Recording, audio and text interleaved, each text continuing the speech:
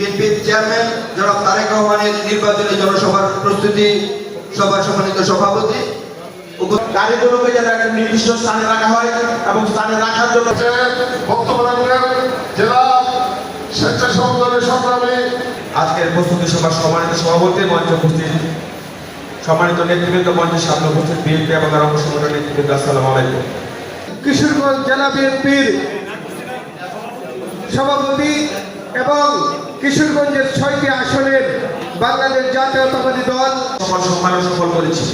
তার আগেও doctor Osman Faruk sir ছিলেন, ফজলুর রহমান ভাই ছিলেন, আমরা দেশকে বেগম খালেদা জিয়া 14 সালে কিশোরগঞ্জ বরুগাল কলেজ মাঠে বিশাল সমাবেশ হয়েছে। 5 তারিখের পর ঢাকা রোডের পাশে যদি স্বেচ্ছাসেবক থাকে, শৃঙ্খলা থাকে, থাকে যদি রোডটা ক্লিয়ার থাকে ইনশাল্লাহ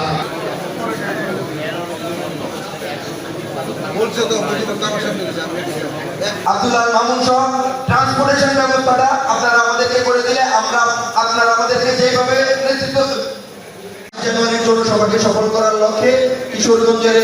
সর্বস্তরে শিয়া বাটার ও ভিটামিন ই সমৃদ্ধ লিলি বিউটি সোপ, তারুণ্যময় উজ্জ্বল ত্বকের জন্য। রিমার্ক,